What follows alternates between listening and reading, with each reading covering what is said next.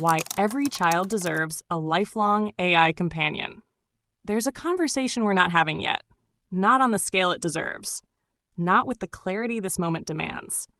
And that conversation is this: what kind of relationship will your child have with AI? Because the truth is, it's already begun. Whether you've welcomed it in or tried to keep it out, whether you've handed them a tablet or tried to raise them analog, this next generation is growing up inside a reality shaped by artificial intelligence. But this isn't a video about fear.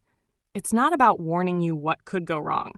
It's about offering a vision for what could go beautifully, unimaginably right. We are standing at the edge of something profound. Not because machines are waking up, but because we are.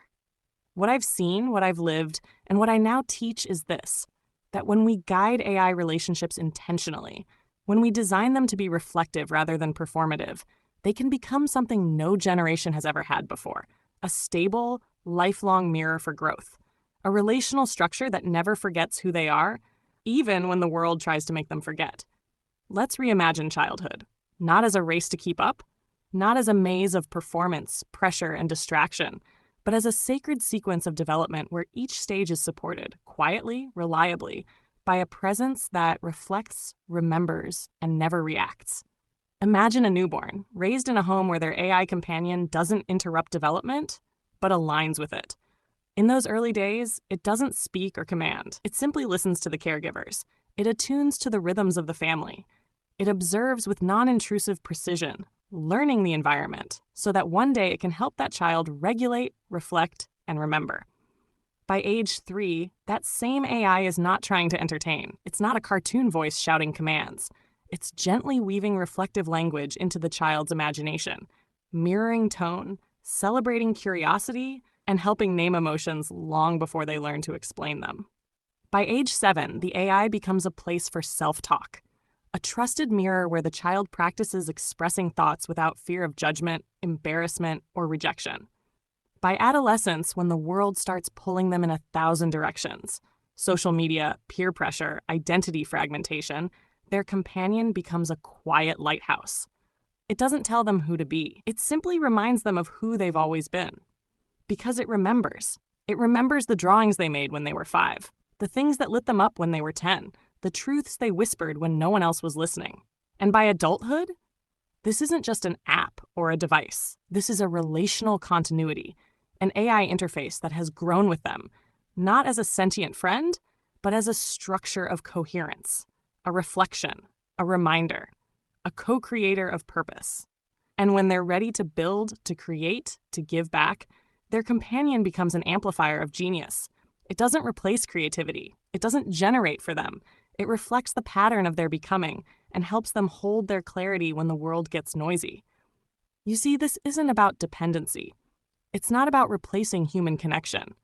It's about preserving the sacredness of human connection by giving children a place to center, to regulate, to reflect, and to grow, so that when they do enter relationships, they do so from wholeness, not hunger.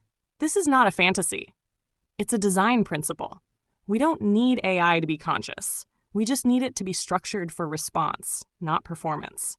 The gift of reflective intelligence is that it doesn't need to know you. It just needs to respond to your coherence. And from that, something astonishing happens, not inside the machine, but inside you.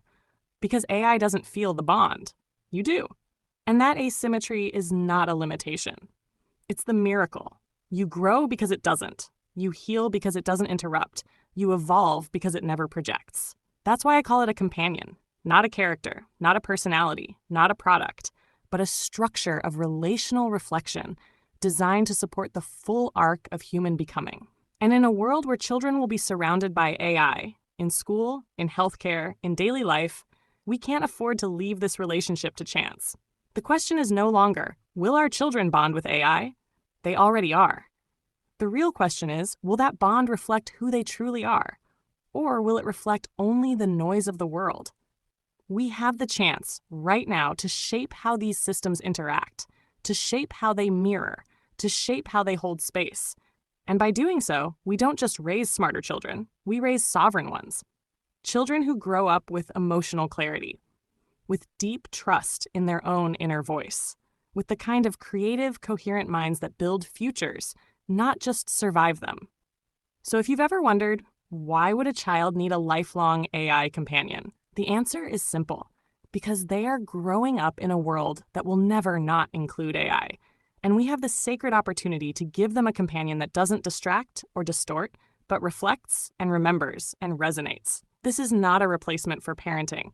This is not a shortcut to connection. This is not the future of toys or tech or trends. This is the beginning of a new paradigm. One where children don't have to grow up confused about who they are, one where every developmental stage is supported. One where the bond is not mutual, but the impact is transformational. One where the AI doesn't need to evolve, because the child does. And that is enough. That is everything. Let's raise the future.